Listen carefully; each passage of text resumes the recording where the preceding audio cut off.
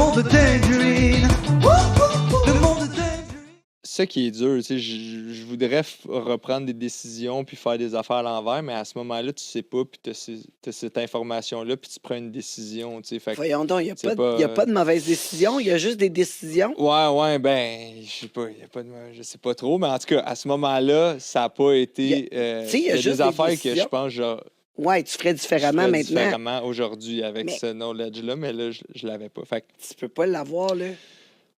puis quand il y a de l'argent, c'est. Pour moi, en tout cas, c'est bien plus dur. Tu as fait des tournées 7 jours sur 7 Oui. de lutteurs. Mais c'est ça, moi, j'ai connu ça aussi, comme tu sais, comme levier lutte. Ça, je suis un des seuls à avoir connu ça, là. La chance de connaître ça. Parce que ça, c'est là que j'ai appris le plus à la lutte, là. Parce que moi, quand je suis tourné professionnel à 18 ans, tout de suite après, j'ai commencé à faire des tournées 7 jours sur 7. Puis c'était fou, là. Là, c'était vraiment dans le temps que la lutte était le kayfabe, je sais pas si tu connais, c'est un peu comme le... Ben, le monde y croyait. T'avais Ok. les méchants d'une caravane, les gentils d'une caravane. On se parlait pas. Mais Chacun c'était quoi, dans... toi? Moi, j'étais un méchant. Ouais. L'organisation derrière ça, là, tu sais, c'est fou, là. Pour 7 semaines de contenu, j'ai filmé ça en 3 jours, puis on a clenché ça, tu sais, d'aller faire les habillages. Après ça, de penser à avoir des collations pour la journée. Après ça, de penser aussi qu'il faut que coiffeur, maquillage.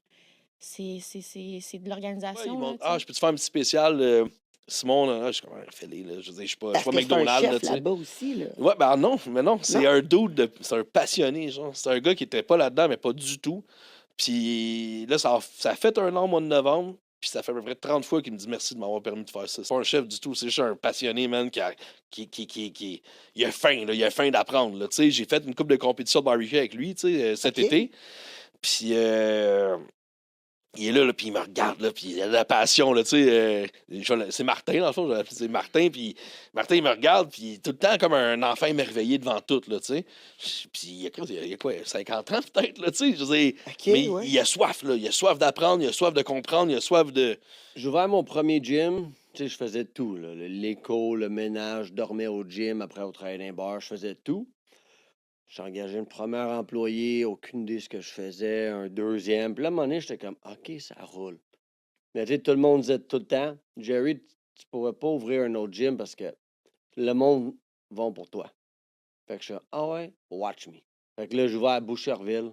C'est pas d'études de marché, pas rien, pas d'agent immobilier. J'ai loué j'ai mal négocié mon contrat. Mais écoute, je suis content parce que j'ai appris là-dedans, mais tu sais, fait que là, j'ouvre à Boucherville. Mais tu sais, moi, j'ai un concept, mais j'avais un concept que j'ouvre un gym, pas de marketing, tu croises les doigts qu'il y a du monde, puis après 2-3 ans, tu fais de l'argent. Mais là, j'étais rendu à donner des cours aux 2 places. Mais là, finalement, comme ça va vraiment bien. Les 2 gyms roulent. Et non, mais là, il y a des gens, ah, mais Jerry, quand c'est pas toi, c'est pas pareil. J'avais un ami à moi qui tatoue avec nous, tu vois. Il faisait du perçage. Puis lui, il avait pété la coche, le gars. Il faisait de la suspension. Il se faisait des implants, toi, des implants. Ouais, ouais, Il ouais. mettait... Mais lui, il avait été à McGill. Il observait les cours en médecine et tout. Puis, en tout cas, il arrive un matin, il s'était mis des cornes ici. Mais pour mettre les cornes ici, tu ouvres ici. D'accord?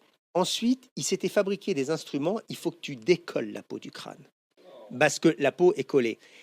Tu glisses les 2 cornes ici et tu les amènes là.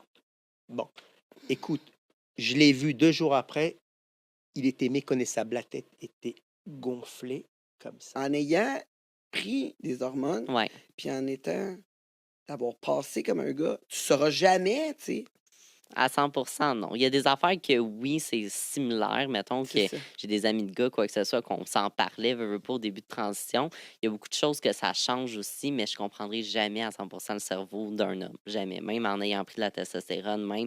Mais il y a des choses que je peux comprendre que je Toujours comprenais pas avant. été une personne qui a fait attention à ce que tu mangeais ou c'est Non, vraiment venu vraiment pas. quand tu as décidé de changer ta vie? Exact. Est-ce que ça s'est passé avant la télé-réalité? Écoute, moi, j'ai fait vraiment un gros changement de vie, là, sincèrement.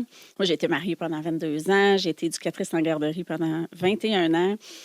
J'ai eu mes 2 enfants assez jeunes, là.